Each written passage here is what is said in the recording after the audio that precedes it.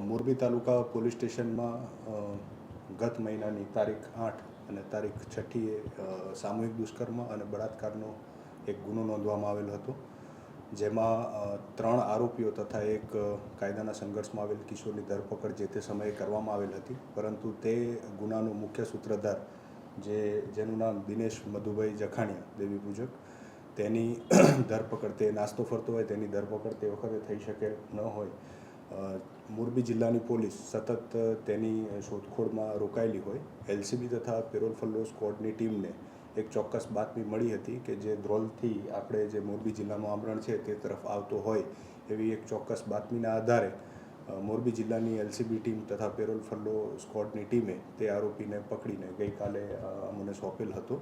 જે આરોપીની આજે મોડી રાત્રે ગઈકાલે 1:30 વાગ્યે અટક કરવામાં આવેલ છે તથા આજે તેને કોર્ટમાં રજૂ કરવામાં આવશે તથા તેના રિમાન્ડ મેળવવા માટે આગળ તજવીજ કરવામાં આવનાર છે.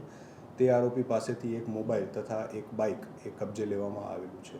આનામાંથી કોઈ ગુના દાખલ છે ને કેવી રીતે આને કાવતરું રેચ્યું હતું? મોરબી તાલુકા પોલીસ સ્ટેશનમાં 2 ગુના નોંધાયેલા છે તથા ધાંગધ્રા એમાં બીજો એક ગુનો પણ જે અગાઉ આ બાબતના જ આ પ્રકારની જ એમઓનો એક ગુનો પણ નોંધવામાં આવેલ હતો, જેનું પણ હાલ કોર્ટ કાર્યવાહી ચાલુ છે. આવી રીતે ટૂંકમાં અગાઉ કેટલા લોકોને ટૂંકમાં આવી રીતે તેની કોઈ ચોક્કસ એવી માહિતી નથી.